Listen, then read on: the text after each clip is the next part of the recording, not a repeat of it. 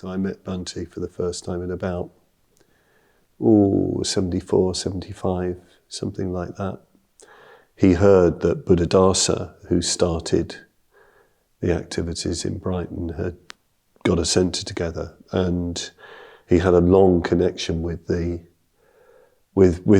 with the Brighton Buddhist Society, going right back to when he was first in England, when he was with the Hampstead Viharas. Anyway, I was very excited about Bhante coming, so he came to our tiny little living room in Brighton, and in some ways it was a bit underwhelming. You know, I thought I was going to meet my guru and there was going to be a major spiritual experience, you know, in the first meeting. But Bhante just had a rather grey raincoat on and very ordinary dress and big sort of almost like working men's boots, you know, or hiking boots or something. Quite lank hair, and, you know, his glasses looked as though they hadn't been mended very well. And, you know, I held out my hand to shake his hand, and he'd do this strange thing quite often in those days, where he'd take hold of your hand and then look in completely the opposite direction, say hello, which was very strange, very sort of strange situation. And it was very exciting being around Bhante at that time, because lots of people started to appear. Order members wanted to visit, and I remember in particular, you know, a man came named Carl Ragg, who was an old friend of Bhante's, and he'd ran the Brighton Buddhist Society. Because I was the shrine keeper, Buddhadasa directed him to me. He put into my hands this wonderful set of puja bowls, brass puja bowls, and he said, Bhante gave us these, the Brighton Buddhist Society. He gave us gave us these bowls when he came in the early days, but now they must be yours. You know, the Triratna Centre. And I was very excited, and I showed them to Bhante, and Bhante remembered them, and he said, but do you know the ritual for filling puja bowls? And I said, no, I don't, Bhante. And he said, well, he sort of sat me down quite informally. I think there might have been other people around. I can't quite remember. He said, what you've got to do, you've got to fill from left to right, fill up the puja bowl and fill it up slowly. And as you fill the bowl up, you need to chant Om, Ah, Hum. And then he said, the Om purifies the water.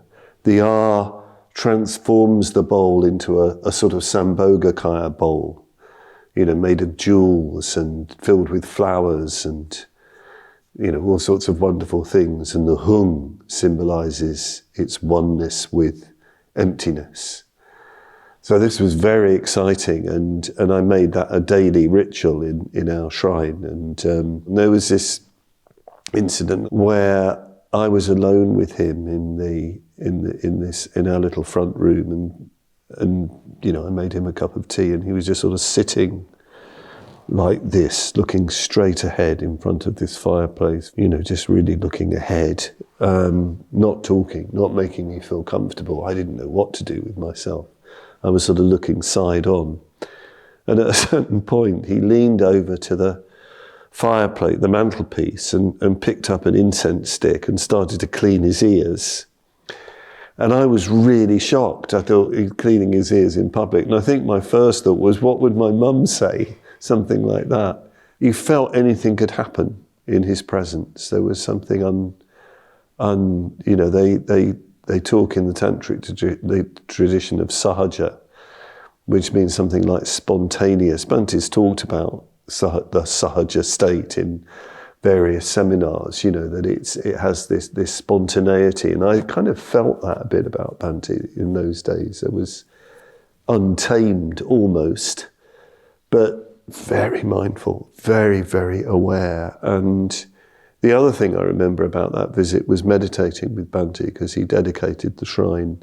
And I remember him sitting, meditating, and he was so still, so unbelievably still. He's the stillest person I've ever meditated with, and I've meditated with him a few times on conventions and things like that. And, You know, it wasn't just a stillness in the sense of a lack of physical movement. You felt there was another kind of stillness, a real sort of depth. And even to this day, if I know I'm getting more deeply into meditation, if an image of Bhante or a memory of Bhante from those times arises, it's almost like a nimitta. It's a kind of sign that I'm becoming more absorbed.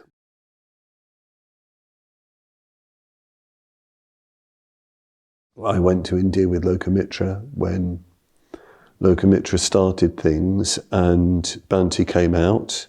I'd had a very difficult time there, you know, just trying to keep up with Lokamitra, who was extraordinary how much he was doing. And I was going to leave early, and then we got this message that Bhante was coming in a couple of weeks, and I said to Lokamitra, well, I'll stay and help make all the arrangements for Bhante's visit. And also I became sort of Bhante's attendant in a way. I, after lectures, you know, would gather up the garlands all around him and find his sandals, put them on his feet, and, you know, go through the crowds to the car to bring us back and things like that. And so in that sense, I was around him quite a bit, but I didn't have a lot of sort of exchanges with him. In a way, I deliberately didn't want to do that because I had this experience of kind of wanting attention from Bhante. You know, I thought, no, don't do that. Just serve. And of course, things did come through, you know, during that time. In a way, I was more receptive, I think, during that time. So, you know, I remember after a big public lecture, and these public lectures were extraordinary, big open-air lectures, 3,000 people. You know, I'd seen Bhante give lectures in London, been on seminars with him at Padmavajra. And here he was in India, completely tuned up to Indian people and their needs, Indian Buddhists and their needs. And people were riveted, you know, people were really absorbed in what he was saying. People were coming up wanting to touch his feet, particularly older people, particularly older women, very poor people actually. And I thought, well, he spent the last 2 or 3 hours on stage. We just want to get him home. So I was sort of pushing people out of the way, and Bhante very firmly but gently put his hand on my shoulder and said, no, you mustn't do that. You mustn't do that. It's very important for people that they have this contact with me. And I felt real compassion in his voice, real understanding and compassion for me for being so foolish as well. I mean, I did feel rebuked, but I felt I learnt something about India, about the Buddhist community, about Bhante, and of course, there's the whole aspect of untouchability, as it used to be called, you know, that I'm trying to brush off people who, you know, they've had centuries of being brushed off, and Bhante is very alive to that, very concerned about that. And coming home one night, you know, with all these garlands hanging everywhere, and I was putting up Bhante's mosquito net, and I was so full of, I don't know, devotion or, you know, whatever it was, so full of what we were involved with. And I said to him, Bhante, I don't know what I will do when you die. I didn't know what I wanted to say. I just wanted to say something about how important he was. So I said that, and he just looked at me and said, that's assuming I'll die first. Very directly. And I sort of ran out of the room, you know, I got out of the room really quickly because it seemed like, well, it was a real sort of teaching really about death and so on. Don't be complacent, you know. And also the other thing, that a big message for me with Bhante was I think I can say in almost every communication I had with Bhante over the years, I was always thrown back on myself. I guess because I have a bit of a devotional temperament, maybe even a dependent temperament. He insisted on me taking responsibility for myself and growing up and really coming into emotional maturity. And that went right through to the end. Every communication, the message was, you can take responsibility, you must take responsibility. Don't defer, don't give up. So, I mean, that was a very, very strong teaching from Bhante, you know. So I never, ever felt that he encouraged any sort of neurotic dependence, far from it. You know, he wanted me to be very independent, I think. And there was this sense of him taking me very, very seriously, taking me more seriously than I took myself. You know, and I felt that very, very strongly you know, around the time of ordination, or at ordination, that you know, being witness to as we later call it, having a going for refuge witnessed, having it seen and affirmed by the man you most revere is very, very powerful. You know, it has quite an effect on you. So that was very much the way Bhante communicated. And like I say, he had this, he was also this wonderfully humorous teasing. So another interesting little story from India, Bhante, Lokamitra and myself were sitting in our little bungalow. I think we were waiting to go somewhere else. I think we were going to be travelling off somewhere else, but we were just having this chat, having tea. And Bhante was talking about, you know, what good speakers there were in the movement. That he wasn't the only speaker now, and he was saying, well, Subhuti's very good, Lokamitra's very good, Nagabodhi's very good, Dhammadinna's very good, and he's talking like that. And I was sitting there thinking, well, what about me? Because I'd given talks. You know, I'd started to give talks, and I was sitting there thinking, what about me? And at a certain point, he turned to look at me, full face, with this smile on his face, and he said, of course, of the younger order members, Padmavajra's pretty good. And the smile on his face was this, is this what you want? And of course I thought, he's reading my mind. But then I thought later, well, my mind was probably so loud, it was probably, anybody could have picked it up. But it was lovely because it was a genuine appreciation, but there was also this lovely teasing as well. Very affectionate, very, very affectionate.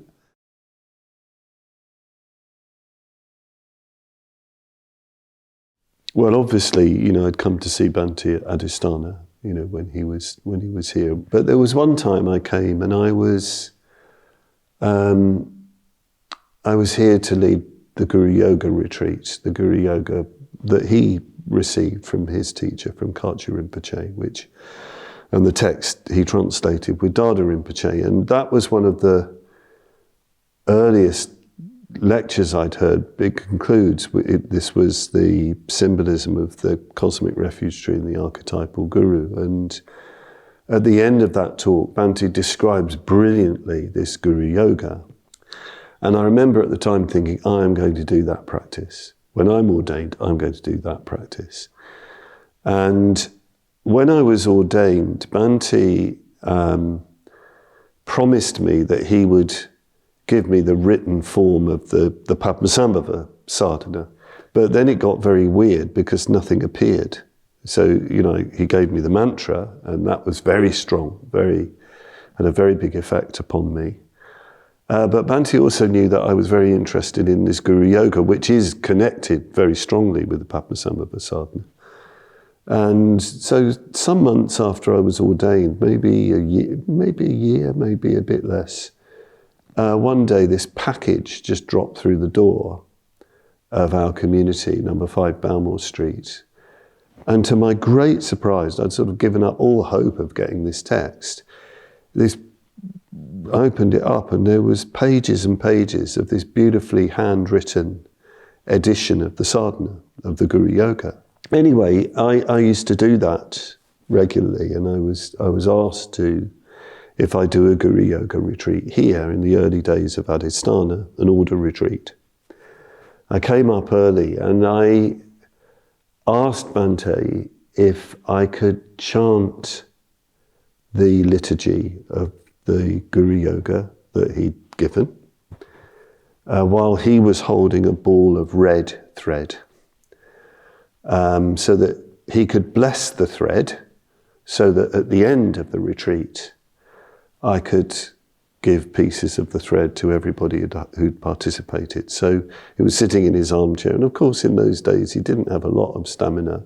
So he said, "This won't take too long." I said, no, I'll do it quickly. So Bhante sat there in his armchair with the red thread, meditating, and I began to recite the liturgy. And of course, these are my Guru's words. These are Bhante's words that he'd come up with in translating this Tibetan text with Dada Rinpoche. So I'm reciting them to him. And I finished. It didn't take very long. And Bhante was obviously absorbed in meditation. But eventually he emerged, and with a lovely smile, very gentle expression, he gave me the ball of red thread, and he said, "I'm thinking of William Blake." And I think he was referring to the Blake saying, "I give to you a golden thread."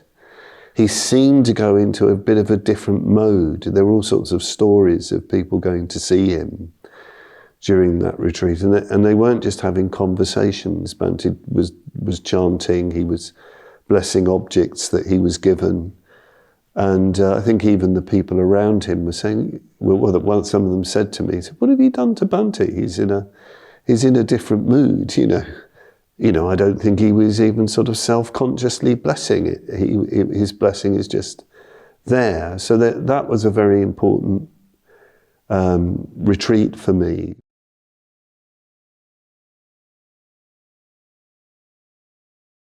And then perhaps the place to finish, it was, I think it was my last meeting with Bhante. And I'd heard that he was having quite critical things being read to him, written in Shabda, the order journal, and letters to him. And anyway, I said, "Bhante, I'm not very happy about this. Why are you doing this?" Because the thought of being criticised and actually inviting people to tell you what all these criticisms were was sort of anathema to me. I'd find that prospect horrifying. So he said, "Oh, I just want to know the worst." And he said, not the worst about me. He said, I don't actually mind what anybody says about me. I don't really care about that. I want to know the worst for the future of the order. That's why I want to know these things.